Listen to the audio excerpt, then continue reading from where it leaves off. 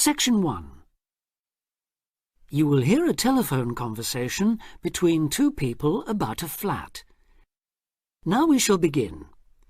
You should answer the questions as you listen because you will not hear the recording a second time. Listen carefully and answer questions 1 to 6. Hello, this is Simon Marshall. I spoke to you the other day about renting flat 3A. Oh, yes. Hello, Simon. What can I do for you? Well, there are a few health and safety things I'd like to run through if that's okay. Yes, fine. Right. Well, the first thing, bearing in mind it's quite an old house, is whether there's any damp.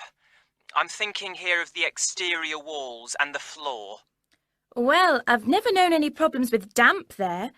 It was all right last time I checked, certainly, though that was before the recent wet weather. I'd better have another look and get back to you on that. OK. Now, the next thing is the gas supply. Do you have a safety certificate? A current one, that is? We do. All the gas appliances have been checked by a registered engineer. Yes, I was going to ask about that. When did they actually do the inspection? Let me think. They sent an engineer to check something early last year, but no, that wasn't the inspection. Oh, I remember now, it was in the spring. In fact, I've got the certificate here somewhere. Yes, that's it. March 22nd, so it's just over 5 months ago. And the electricity, when was the last time all the wiring was inspected? I know it doesn't have to be checked as often as the gas, but it's still important, especially in older properties. As it happens, we had an electrician in when we redecorated flat 3A. If he looked at everything then, he would have charged us for it. I'll find the bill and check it if you like. Fine. And when was that? The decorators finished just before Easter, so that would be about 18 months ago. Just one more point on the electrics. Are there enough plug sockets in the flat? It depends what you mean by enough, really. Well, I've got quite a lot of electrical things. Computer, radio, lamps, kitchen appliances and so on. And I'm wondering whether I could plug them all in without having cables trailing all over the place. I think there's one per room. That's fairly normal in older properties. I'll take that as a no then. All right. Now, another safety point. Is there a smoke alarm? Yes, there's one in the kitchen. And is it in good working order? I'll have to try it out and let you know. Right. Now, you mentioned the previous tenants. Do they, or anyone else who's lived in the flat, still have keys to the door? We're very strict about that. Everyone has to hand back the keys when they leave or we don't return the deposit. And those in 3A have always done so.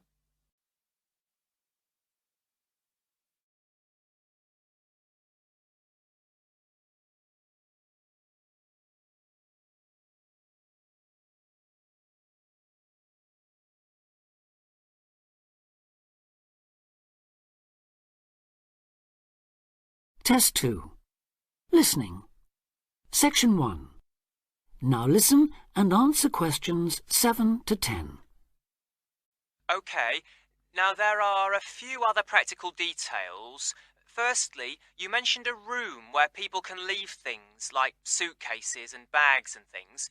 Where exactly is that? Is it next to 3A, which I take it is on the 3rd floor? Well, the apartment's on the 3rd, yes. But the storeroom's a little way away, just past the 2nd door to the right. Under the stairs, in fact. But it's on the same floor, isn't it? Yes, it is. Fine. Now, another thing I wanted to check is that there's hot water in the apartment. Oh, yes. It runs off the central heating. That was installed back in the 70s, I think, so there's a permanent supply. But is it really hot? Not just warm or lukewarm? I suppose it depends what you mean by hot. But it's at a constant 60 degrees. Oh, that sounds fine. Yes, it used to be set at 55, but last year the tenants asked us to increase it, so we did. Oh, I'm glad about that. OK, now can you tell me a bit about the yard and the garden? How big are they? Well, the yard at the side of the house is about 20 square metres. Oh, so there's room for my motorbike then? Actually, it's only a 50cc moped, but I like to keep it off the road at night. Yes, there's more than enough space there, even with all the wheelie bins. And the garden? That's much bigger, about 150 square metres. Who looks after it, by the way? Old Mr. Collins. He's almost 90, but he's out there every day. And the last point, the TV. What size screen is it? It's 70 centimetres wide, I think. No, sorry, that was the old one. This one's 80. You can get 90-odd channels on it, so I'm told. Really? So there's a satellite dish on the roof, is there? No, it's cable TV here. It doesn't cost much between everyone, though. That's very interesting. OK, thanks for your help. I'll be in touch again soon. Thank you. Bye for now. Bye. That is the end of section 1.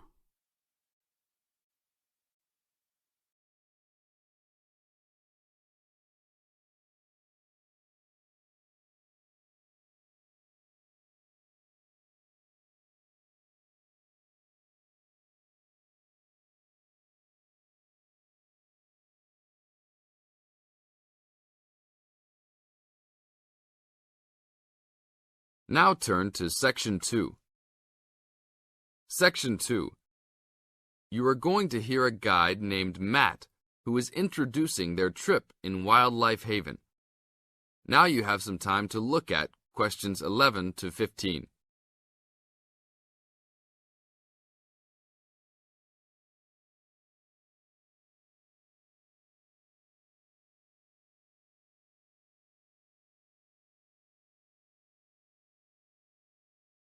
Now listen to the first part of the introduction carefully and answer questions 11 to 15. Well, good morning, everybody. My name's Matt, and I'm one of the 3 guides here at Wildlife Haven. Our job is to make sure that you all have a great time here with us and go home feeling happy and relaxed. As you can see, we're away from the city in a remote area between a national park and the sea. To encourage you to relax, there are no radios or TVs, and the only phones and newspapers are in the office. So, if peace and quiet is what you've come for, this is the place to be. From your cabin on the hill, you'll find you have the national park behind you, and you can look out from the sea from your front balcony. Your luggage will be unloaded from the bus and taken to your rooms in a few minutes. Once you have picked up your key at reception, please locate your room and check that all your luggage has arrived. The daily program here at Wildlife Haven is flexible and only as demanding as you want it to be. You should each have a brochure setting out the facilities and various walking tracks you can take. And on the bus, you are given a green sheet setting out a number of group tours in the coming week. If you want to join any tour, just write your name and room number on the relevant sheet along the wall here. Tomorrow, there is a Beachcombers and Rock Hoppers tour exploring marine life in the rock pools along the beach. Or, if you'd prefer to go inland, there's a guided forest walk that takes you off the walking tracks. If you want to catch some lunch, you could join the beach fishing expedition. And at night, you'll see there is a moonlight forest walk that leaves each night at 7 p.m. So there is plenty to choose from at Wildlife Haven, and of course, that includes just sitting on your balcony watching the waves roll in. But I would recommend my favorite tour, the Waterfall Walk. This departs at sundown each day and also provides the opportunity to have a moonlight swim. Now you have some time to look at questions 16 to 20.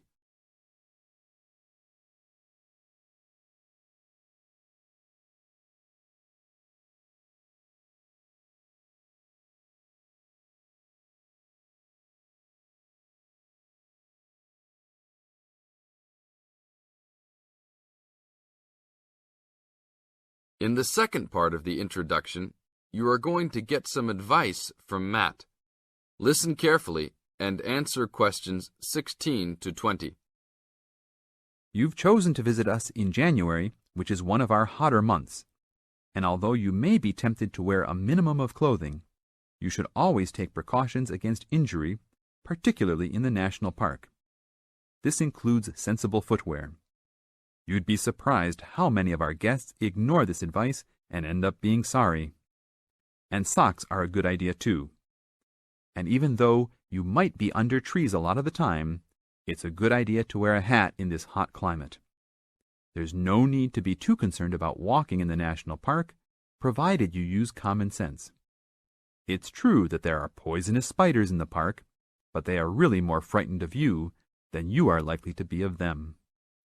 I should also warn you against eating any wild berries. Some are edible, but you should avoid them all.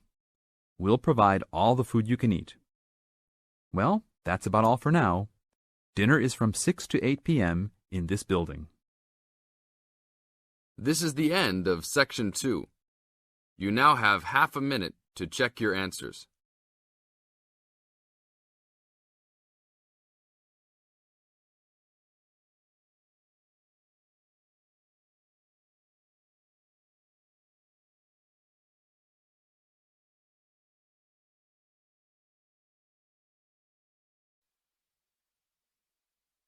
Now turn to Section 3.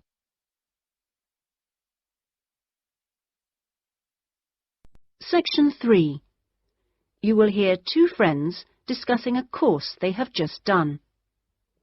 First, you have some time to look at questions 21 to 27.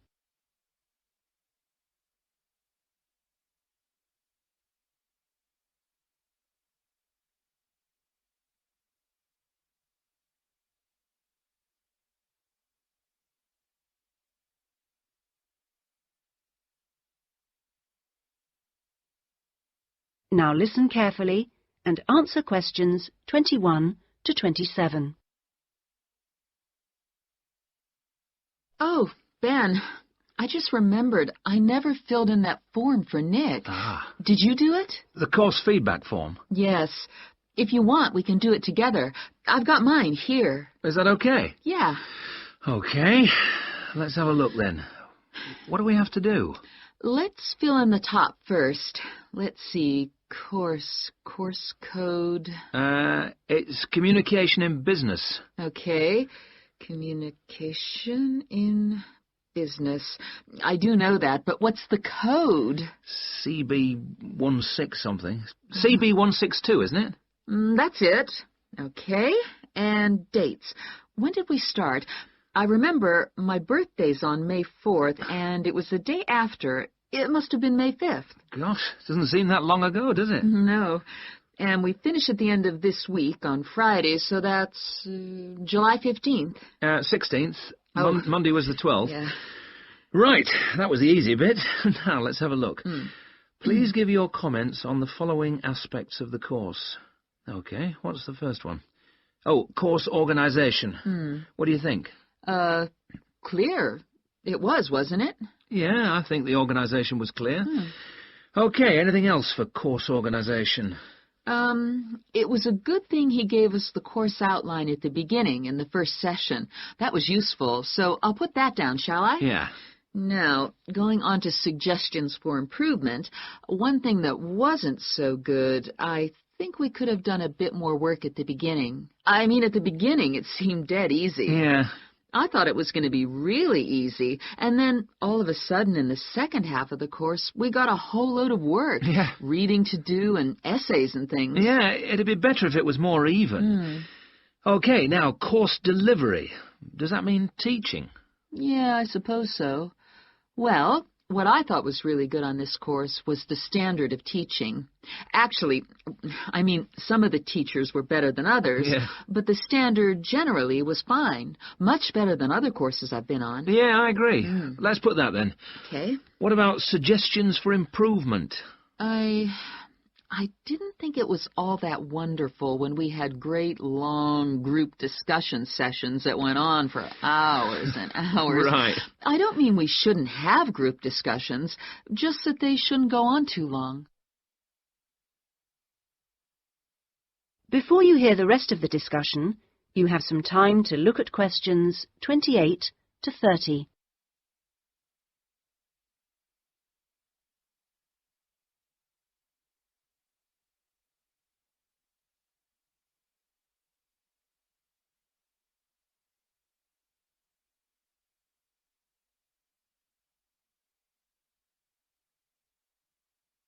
Now listen and answer questions 28 to 30. Now, on to materials and equipment. Oh, now, what was good about some sessions was the handouts. Yes, I thought all the handouts were good, actually, and some were great, with website addresses and everything. One problem, though, with materials was the key texts. Yes, there just weren't enough copies on reserve in the library. And if you can't get the key text before the session, how are you supposed to do the reading? Yeah. And not enough computers. You have to wait ages to get one. Okay, testing and evaluation. Well, I don't know. It's hard to say until we've got our written assignments back. Oh, don't talk about it.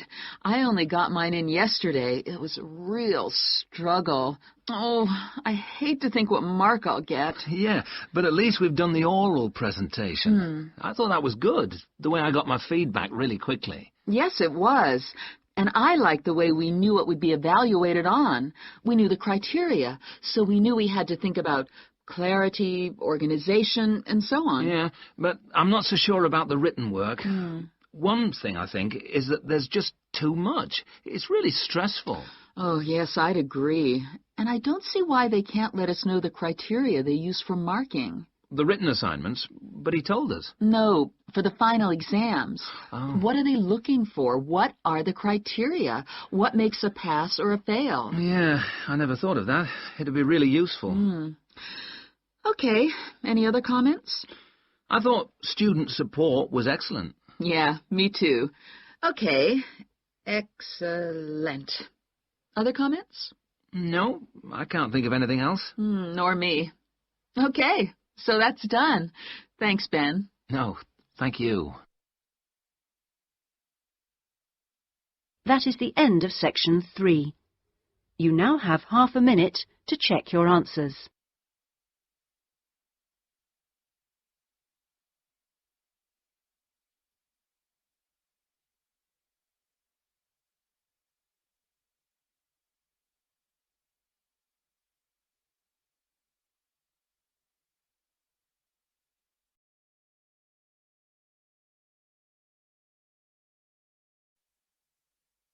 Now turn to section 4.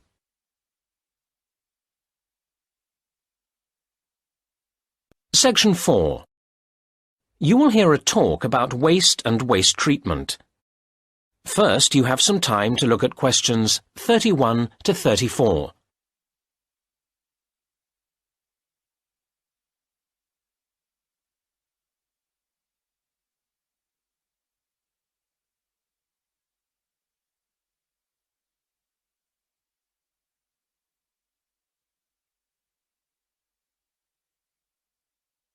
Now listen to the first part of the talk and answer questions 31 to 34. Good afternoon, everybody. Today I'll be talking about the issue of waste, which has become an immense problem in today's society. We face huge challenges in terms of reducing its creation in the first place, and then in dealing with it when it has been created.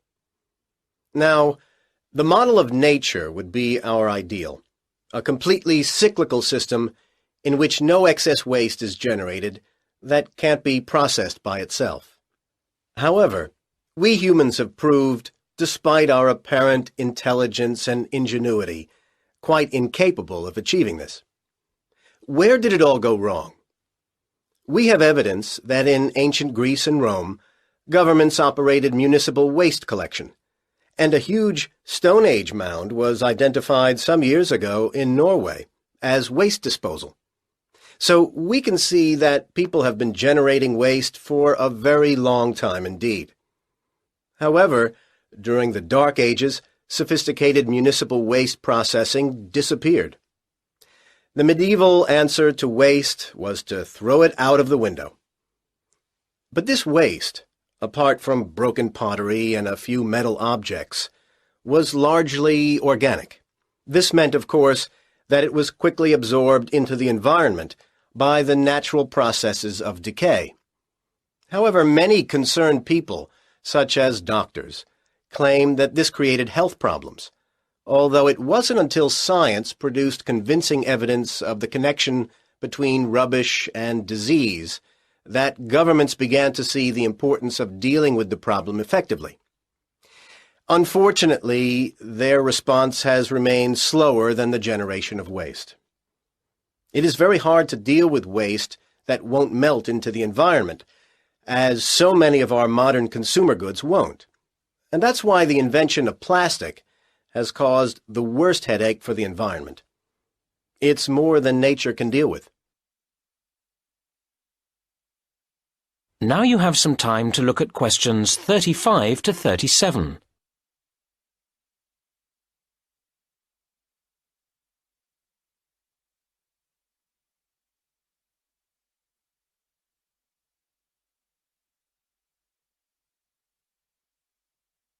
Now listen to the next part of the talk and answer questions 35 to 37.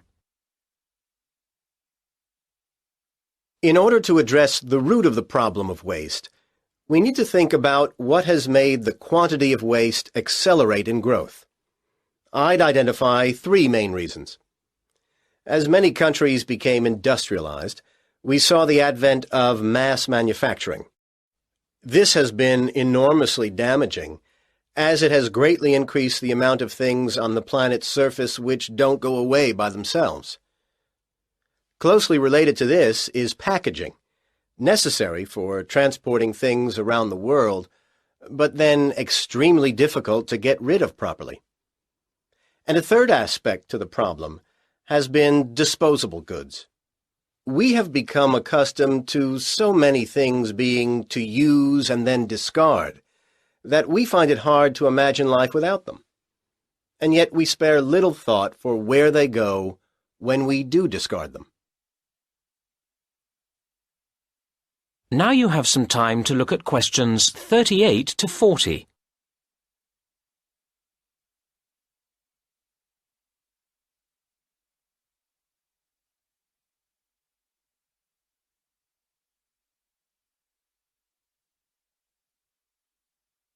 Now listen to the rest of the talk and answer questions 38 to 40. Right now, let's move on from where all this waste comes from to what is done with it all now it's here. Different countries deal with waste differently. Of course, each country also changes what it does, so the figures for waste treatment I've got here are likely to change in the future. Let's look at municipal solid waste, or MSW. MSW is important to consider because it's effectively a measurement of consumerism, how much waste people produce that goes beyond the absolute basic requirements in life to eat and drink. One of the main ways of dealing with MSW is incineration, burning it. This is adopted variously around the world. The UK burns relatively little waste, as does the US, while Denmark burns about half of all waste, and Japan uses this method for as much as 3/4. These are broad brushstrokes, of course, because an important issue is how efficient and clean the burning process is. Another major form of waste treatment is using landfill sites, basically burying the waste in the earth. Currently, this method is the dominant process used in the UK at over 80%, and is also heavily used in Germany and in the US, while densely populated and mountainous countries, such as Switzerland and Japan, dispose of relatively little this way. A third, and much better way of dealing with waste is to recycle it, turning it back into more things we need. It must be said that much depends here on whether further waste is generated by the recycling processes themselves. The UK and Japan have rather poor records in recycling, while Switzerland tops the table in this respect. And reasonably impressive levels are achieved by Denmark and Germany. I really hope that if we all gathered here again 10 years from now, these figures would be much higher. Time and a lot of effort will tell. That is the end of Section 4. You now have half a minute to check your answers.